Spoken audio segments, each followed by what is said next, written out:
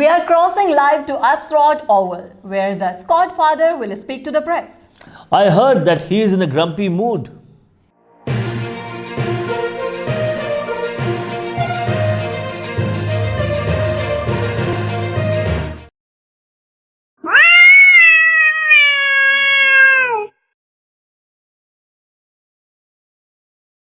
Hello, everybody. Welcome to my channel, and thank you for joining. Now, in today's episode, we have the Friday night press conference just coming down.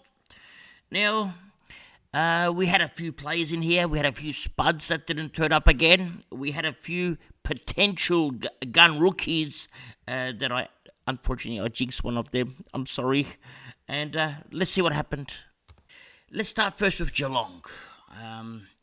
They're surprising a lot of us. Okay, the grandpas are always winning. I can't work this out. They must be the most consistent team that's ever played AFL in the last 20 years. They just get it done. Okay, they never bottom out. They're always in the finals. It's driving me nuts. Just coming down. Now, let's get to Tom Stewart. He scored 134 Supercoach points and took 10 contested marks with an 89%. I don't understand the scoring. I think he should have scored a lot more. Okay, I don't own him. Okay, so I'm saying as a non-owner, as a neutral, I was surprised how low the score was. I mean, that was one of the best games you can play as a defender. And only score 134, that's actually worrying, because he's not going to have 10 consistent marks every week. So anyway, he scored a 134, had a great game, okay, looked really good. They tried tagging him, it didn't work. Now, going further down, we have Myers and Hawkins, and none of these are Supercoach relevant, okay? Parfitt, none of them, okay? We go to Max Holmes. Even last week at halftime, he was on 80 points. Then he ended up on what was it, 112 or something? I can't remember exactly, but it wasn't as good as his first half. I went and looked at his heat maps just to see what happened to him, and to my surprise, he was actually a winger. He played on the wing, and I was shocked because at Geelong you can't tell who's the wingers because it looked like a half back roll, but it was actually on the wing. And I saw him today, watched him close, and again, he was on the wing again. Scored 95. I mean, the score is okay for his price, but I'd be a little bit worried as an owner, to be honest. It's not the role that you got him for. You got him to be a half-back, okay? But he's not the half-back. He's not taking the kick-ins. So it's a little bit worrying as an owner, as I said. I mean, 95, you accept it. And last week it was 112, so you accept it as well. So you can't complain. Just come it down. But just watch him. That's all I'm saying. Just keep an eye on him. Now, if you go further down at Geelong, we're going to go into, we've got danger here. He got subbed off in the last minute or 2 minutes. Looks like a hammy, okay? So if you got him in your team, which not many do, okay? But if you do, he's gone, okay? Could be out for 2 or 3 weeks. We almost thought that Stanley was going to be out. So we're going to have a 180k rookie ruckman going to play for us, but it didn't happen because Stanley continued. So he did, well, you would say it was okay. It wasn't that good. Now, going up here, Mana, all right, he scored 57. And you would normally say that's not a bad score, right? But you had a few players missing. You got Braun missing. You got Atkins missing. You got Duncan missing. You got a lot of players missing. And Mana did okay. But at quarter time, Mana was he was on 42 points at one stage when I saw him at quarter time. And I put up a tweet. In my tweet, tweeted out, if Mana can hold his spot in the best 22, he looks like an absolute jet, and he did. He looked so good. Well, after I posted that, he didn't score too well, and then at the end, I just wrote, I think I jinxed him. He only scored like 20 points for the next 3 quarters. Just coming down. Now, the other rookies, let's have a look at them. Oliver Dempsey, he scored a 59, but there's no goals in there. Last week, he had a big score, but had 3 goals. So the difference is here. But the good thing for Oliver Dempsey, he had 16 touches. Okay, so it's very handy. He had a couple of goal assists. He still looked good. 150k, 59 is okay. He's going to make some cash. I mean, this is one of his, you can almost say that's his floor at 60. It's not bad. We saw the ceiling at 90 odd. All right, so he's a good get. Oliver Dempsey, if you got him. Now, I'm not sure if I can get him. Okay, so I've got other targets at the moment. Now, Jai Clark, 60. All right, he smashed last week's score. More than quadrupled it. Last week was 13. So Clark now can finally make some cash. Okay, so we just need another 60 out of him, and he's going to make some cash. Now Clark, cheaper than Dempsey, but Dempsey has the forward status. Okay, so Dempsey is probably a better option out of the two, if you had to pick one of them. All right, but Clark has a better role, but he's just not scoring with it. So had a 60. It wasn't the best. It wasn't bad. It was just average. That's what they're all going to score in the 60s. We now move over to Adelaide. Okay, and my boy here, Matt Crouch. He's 490k, owned by 7% of people. And I said at the start of the year, okay, not that everything I say comes up, but this one in particular, he's a scoring factory. Okay, he just scores points. Now, I watched him close, and he's scoring close. And how he scores them, you might get turned off. You'll see 24 handballs, 13 kicks, all right? But these handballs that he gets, sometimes he gets 6 points for a handball. He gets a loose ball get, plus a handball. That's 6 points, sometimes 5 points or 6 points. So it's actually not 2 points. It's better than a kick.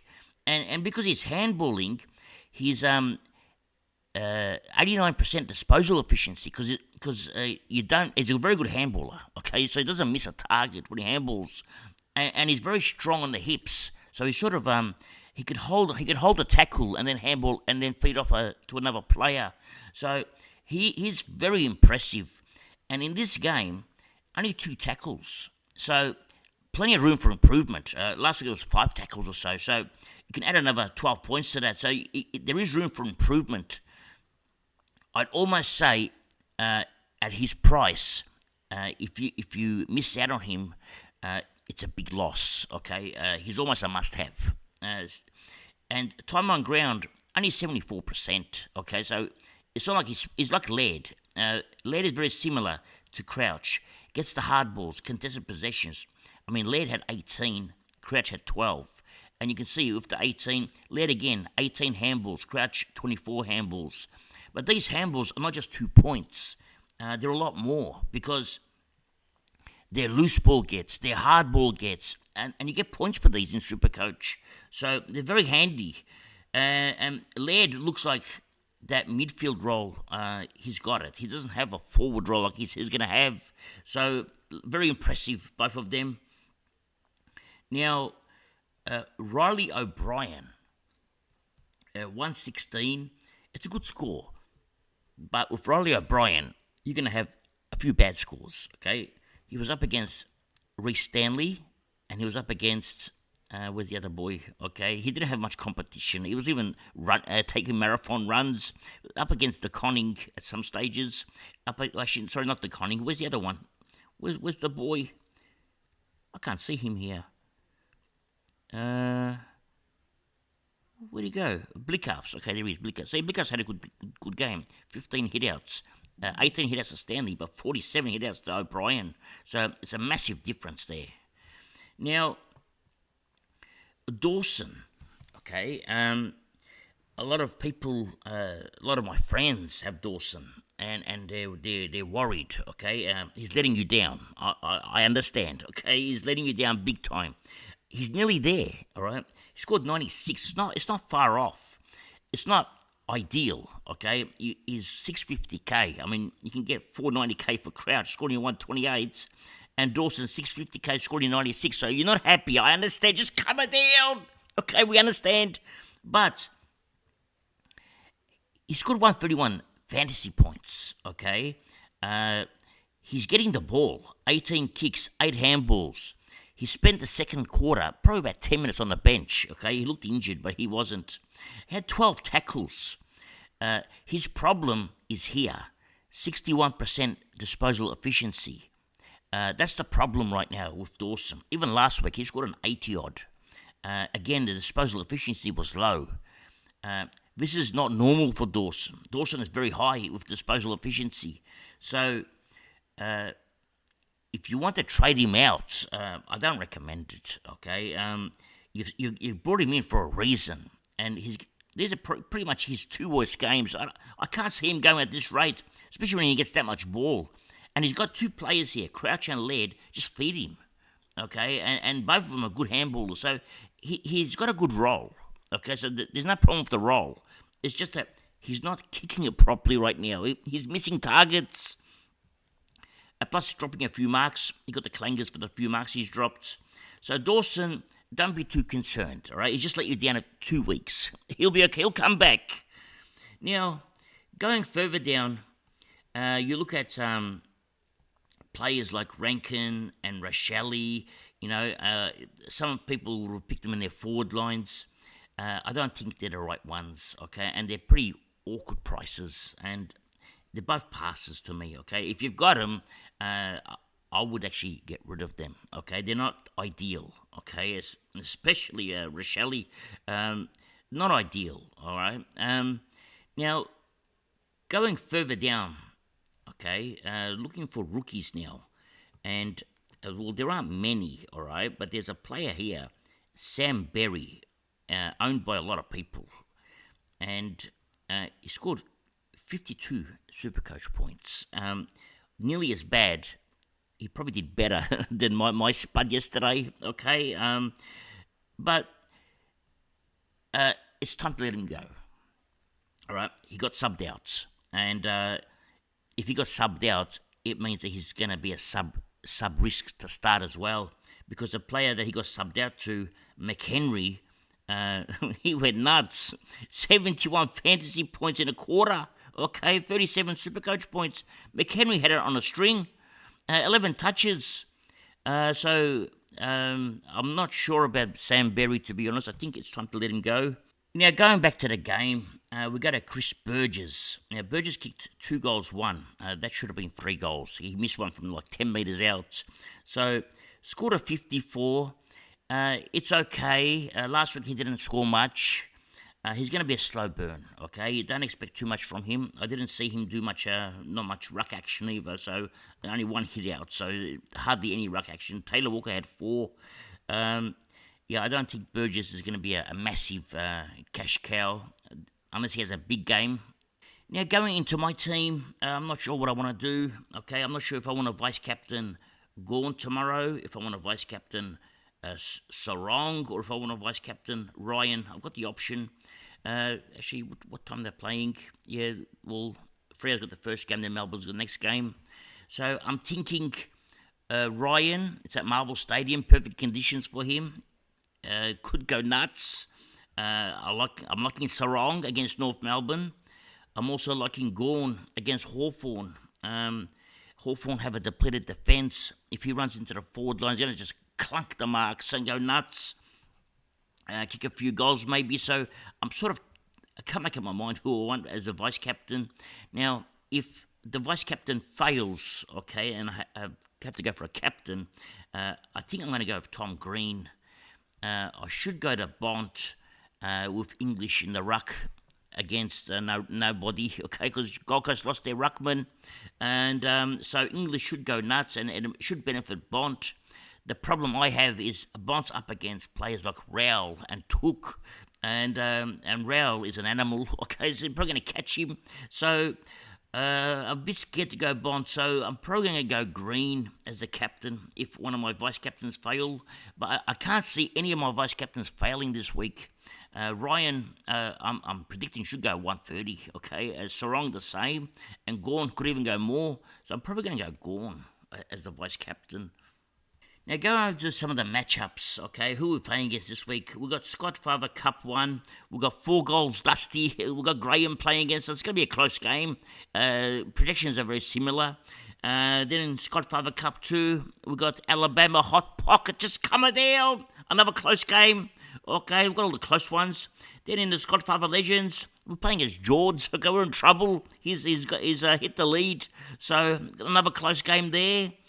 And any more Scodfather Cups? Okay, we're up against Bada Bing, Alex. Okay, looks like Alex is not having a big week, but he should come back. And any more Scodfather Cup 4? We got the Amari Party. Everyone's playing good against me. He's going to have a big week as well. It's Scott Cup 4 and number 5. We got Is Don Is Good, Christie's team, but looks like Christie's not having a good week. What's going on with Christie? Just come in there, Christie. Oh, she's had some bad ones. Okay, 54, Vice Captain Dacos, Dawson, Berry. Okay, well, we've all had the bad ones there as well. I've got Bonner, but I've got the Crouch, which made some points. Well, let's hope that our rookies can score a little bit more than 60, okay? We need a bit more out of the rookies. They're not doing much at the moment. In the bye rounds, just where we need them. They're scoring 50s and 60s, okay? We need them to go a little bit more. And let's hope that our Primos can do better than what Dawson and what Dacos did, okay? We need a little bit more out of the Primos. Anyway, that's all for today. Thank you for joining. And remember one thing. It's nice to be important, but it's important to be nice. Ciao for now. That's all, folks.